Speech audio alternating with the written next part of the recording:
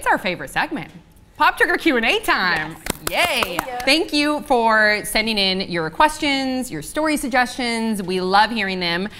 We have some from Twitter, Facebook, and YouTube. So we're going to start with Twitter. This is coming from Tom Hank at Pop Trigger. What are your thoughts on the latest girls controversy? So first explain, what is this controversy? So it's gray area rape, where basically she never said she was okay with it. And when he was doing it, she was so uncomfortable and she was like, she just didn't say no, but you could tell she wanted to so bad. And it was one of the realest things I've ever seen on TV. Wow. But the controversy is about, there's a money shot at the end. Spell it out. He puts some quarters on her chest. Okay. It's interesting because I feel like it's one of the few times we've seen it and it's not done in a sexy way. Right. It's done in a very degrading way. So some people are saying that should have never happened. Other people are saying, but hey, it's real, or? No, I'm so glad it happened because that stuff happens so often in real life. So let's talk about it. And I love how on TV shows you can see people getting shot to death or their heads chopped off. But you can't see something like. It was super uncomfortable to watch, but pretty amazing. And I had to give it up for both of the actors in the scene too. It was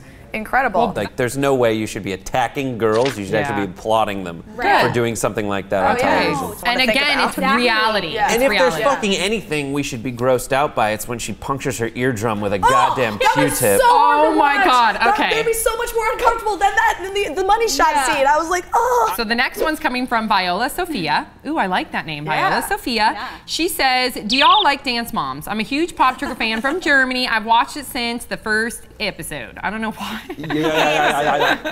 Germany. So do you guys like Dance Moms? Totally. I like Dance Moms. It's good. I haven't followed every episode, but it's a good show. But it's one of those I have 20 minutes to kill. I'm gonna watch an episode of Dance Moms. Let's talk about our dance moms that we like and don't like. First of all, Chloe's mom's kind of a bitch. Wait, you actually know their names? I think Holly is the most annoying, even though you wouldn't expect it. But Holly's the most annoying because she kind of does principal voice and she has that weird voice that sounds like I don't know the characters enough to even relate to you right now. I've seen one episode. But good for you, Brett, for being a fan of Dance Moms. So we have Lucy. She says favorite Walking Dead character.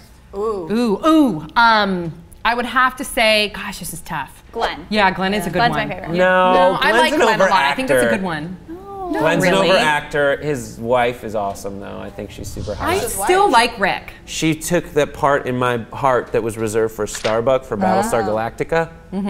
Thank you. I like watching Rick, even though his hallucinations bug the shit out of me. Stop being crazy, Rick. Daryl's hot. So hot. So hot. So hot. Okay, moving on. We have, how do y'all feel about the Kick-Ass 2 trailer? I love it. What about you? Yes, I can't wait for Kick-Ass 2. And I think the Kick-Ass 2 sequel is actually going to be, I hope, just as good as the first one. It doesn't look like Kick-Ass. It looks like it should just be called Hit Girl. Yeah. That's true. She was the best part of that movie. She is the best part of it. From PD Manchila, or Manchilla, depending on, okay, whatever. So it says, Sam, you said you had 7 tattoos. Where and what are they? Yeah, I do have 7 tattoos. Most of them are small, except for one big one. You have no clothes on right now. I have, well, they're all hidden. So I have my dad's initial or signature. He actually signed the tattoo paper here. My mom's signature here. I have, this says sisters. I was 14. It's like a really shitty tattoo. It was in a basement. That's with my sisters. So if you ever see a girl with a sister's tattoo, could be my sister. There's 3 of us. And then I have a 6 behind my ear because I was born on the 6th. Me too. I have 6 people in my family. The 6 has been a very prominent number in my life. And then I have my animal rights tattoo right here, which is really small single needle scripture, and it says, speak for those who have no voice, act for those who cannot act. I love my animals.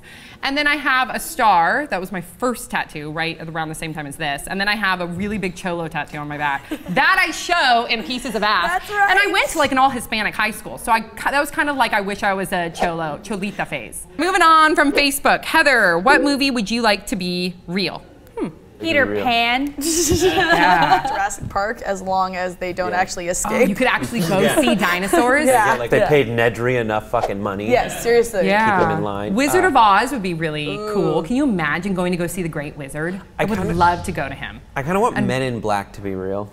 Because then there would be, it's always happened, and then the celebrities are aliens. Yeah, that would be cool. From Abra B. Sam, were you a big partier in college? No, not at all. I never really was a big partier. I mean, swimming was my life. I swam from age 7 all the way up until college. So I was devoted, dedicated to my swimming career. And I also got tested. Not to say I wouldn't have done drugs other than that, but when you're swimming internationally on a competitive level, they test you for performance-enhancing drugs and blood doping. You didn't do drugs, you just had a lot of sex. I didn't even have that much, I didn't really even have sex until later on. I was so innocent. I was all into swimming, but yeah, I can have a good time now. Okay, so really quickly, Champion M, favorite candy? Favorite candy? I'd say Sour Patch Kids. Cherry sours. You know those little cherry balls they're for delish. Valentine's Day? Yes. Junior Mints. Rolos. Boring. Yes. Rolos. Okay, from Rolo to your YouTube, pal. Elizabeth Hepburn. What were you guys like in high school? I was, I guess, going through like a wannabe cholo phase, and addicted to swimming, and I like danced around to different groups. I was 15 pounds heavier. I was really boring. I was failing out of school. Really? Yeah, and I just watched a lot of movies. I was a brunette. Okay. I too danced around a lot of different groups. I was like a massive nerd, and I was valedictorian at my high school. Wow. Yeah. That's amazing. You would think that means I'm smarter. Well, but you went to I'm Boston. not. You went to Boston College. I did go to Boston College. Yeah. Yeah. I was also valedictorian in my high What? school And Brett went to class. Stanford. You guys, Stanford? Way better valedictorian school than Boston College. I was president of the student body. Oh, you were such a good kid. I was homecoming king. Okay, from Kunai Gui. I hope you guys cover the Veronica Mars Kickstarter soon. I imagine Bree has a lot to say. You guys should help promote the crap out of it if you want to, that is. I've donated $50 to it. Wow. I tweeted it.